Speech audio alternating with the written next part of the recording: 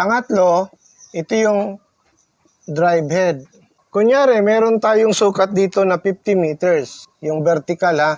Para makarating po yung tubig rito from here, ang ramp pump, merong tinatawag na drive system. Ano yung drive system? Meron siyang drive tank na elevated. It is above the ramp pump. Meron siyang drive pipe. Tapos meron siyang, dito na yung ramp pump.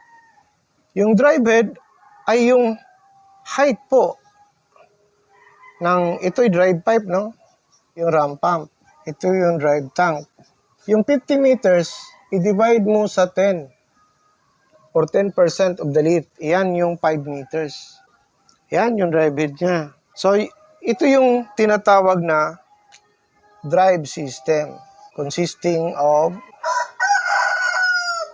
drive tank, the drive pipe, and the ramp pump. Yan po yung buong system. Pang-apat ay itong tutorial tungkol sa drive pipe length. Okay, meron na kayong drive head. Kunyari, meron kayong 5 meters na drive head. Ngayon, yung ratio naman ng drive head at saka yung pipe length. So, I recommend na 1:3 hanggang 1:5. Ang ibig sabihin kunyari, meron kang drive head na 5 meters. Kung 1:3, i-multiply mo lang ito ng 3, nagiging 15. So, yung drive pipe length mo is 15 meters. Okay? Kung 1:5 naman ang gagamitin mo, yung 5 magiging 25 dito.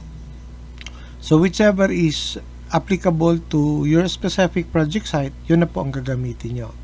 Okay, review ko lang Ito yung buong drive system. Meron siyang drive tank. Tapos itong kulay blue, ito yung drive pipe ito. Tapos itong nakatayo rito, mga pipe support ito. Yung flow ng tubig papunta dito sa ramp pump. So ngayon, kung susukatin mo yung drive head ng ramp pump, ay itong puno ng drive pipe at saka itong base ng ramp pump. Ito. So yan ang 5 meters.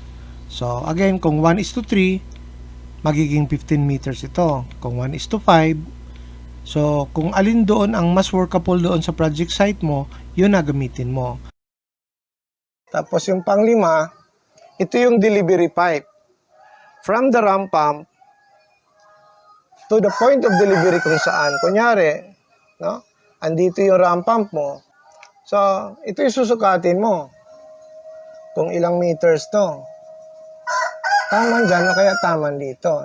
So, yun ang total. Pero kung kaya mong i-direct din doon, oh wow, okay. Mas malapit, mas maliit gastos. Mas malayo, mas mataas po ang gastos ng delivery pipe. You have now your system. Papasok tayo doon sa costing. Okay?